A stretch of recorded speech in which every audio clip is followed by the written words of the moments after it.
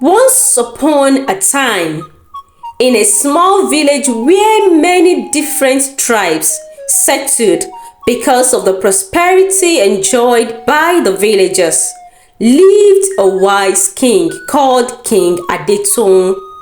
King Adetoun was known for his cleverness, and he had 4 wives who came from different parts of the village. Wuraola, his first wife, was known for her exceptional beauty. For her rare beauty captured the king upon first sight. It was such that the king couldn't resist until he made her his wife.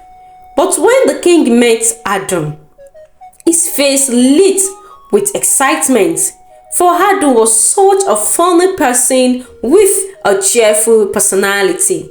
She made the king forget about his worries, and Adetoun will make the king laugh all day.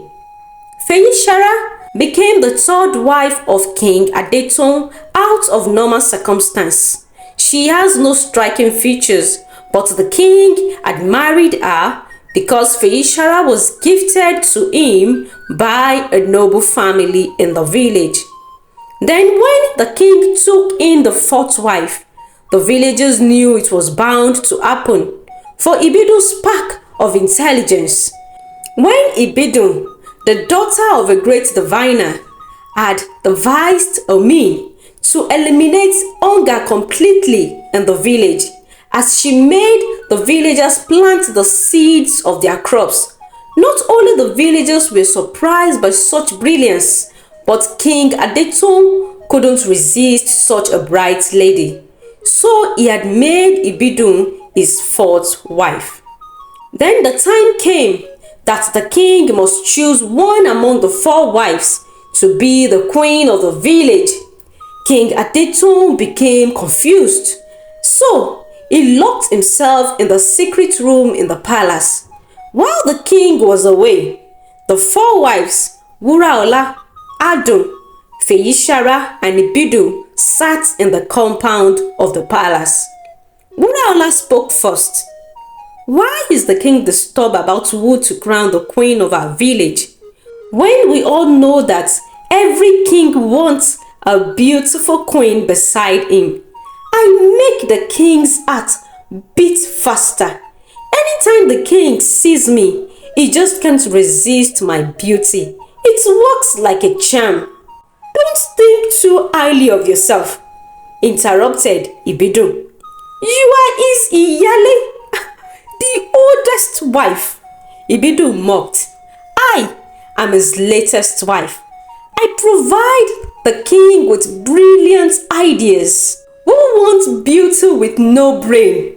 Adetoun imputed a joke in the conversation, both of them obviously mocking Wuraola, while Fishar, the third wife, only sat in silence.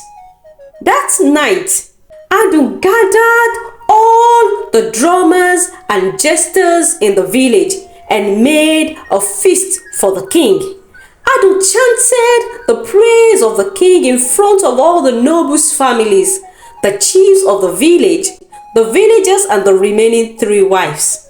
King Adetoun became happy, his head swollen from the praises and chants, and he was drunken with joy and excitement. The king suddenly said, "Tomorrow morning, I shall announce who the queen of the village will be." As the night ended on high note, many suspected that Adetoun will become the queen of the village. Morning came. King Adetoun sent his messengers to announce round the village and to tell his 4 wives. Here is the word of the king. The oracle spoke to me while I was in my secret room.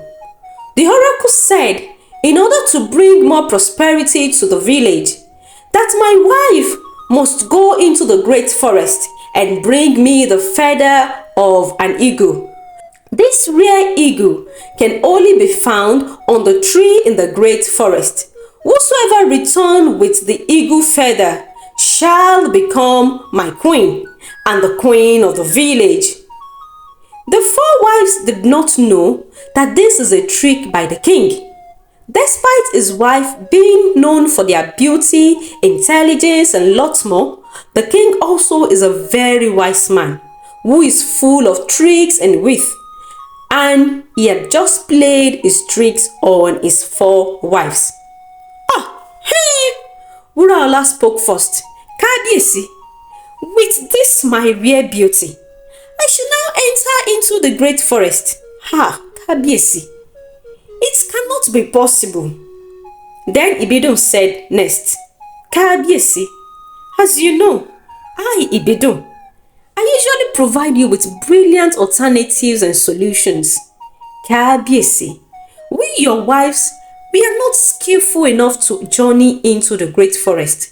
Why don't you send your soldiers and guards? I'm sure they will go and come back successfully. While the ratio of your wife going and coming back successfully is 0 to nothing. Wuraola, the first wife said again, but Kábíyèsí, don't let us be greedy. The villagers are enjoying prosperity. In fact, the village is prosperous. Look around, Kábíyèsí. We are enjoying prosperity. And for the first time, Adetoun did not utter a word. She couldn't believe her plan to lure the king yesterday night was in vain. After the king had dismissed his wives, Fishar changed her clothes, redo her hair, and went to meet the king alone. Kábíyèsí, if it will bring more prosperity to the village, I, Fishar, will give all it takes and go into the great forest and bring the eagle feather to my king. When the remaining three wives heard that Fishar agreed to go to the forest, Adetoun said to her, You are indeed a fool. Who will take care of your children if you embark on this journey of no return? We won't even miss you. While Adetoun laughed at her. So Fishar embarked on the journey into the forest, and to her surprise, the journey was smooth and no challenges was encountered. What Fishar did not know is that the king has actually sent his men ahead to clear every pathway so as to make the journey a success. In fact, while Fishar journeyed through the great forest, the king had strategically placed guards to follow her secretly so that no harm would befall her. Fishar got to the tall tree and found the feather of an eagle. The moment Fishar picked the feather, immediately drummers came out of nowhere and started drumming in celebration and saying, Fishar is our queen. The king came out to Fishar and touched her face. I am totally impressed by your commitment. You are indeed a brave woman. And most importantly, your meekness to me, your husband, the king. When the news got to the remaining three wives, they became sad. With all this my beauty, said Wuraola, but what the three wives do not know is that despite beauty, intelligence, and a cheerful personality, meekness in marriage remain paramount in African culture. And that is how Fishar became the queen and the king's favorite. The end.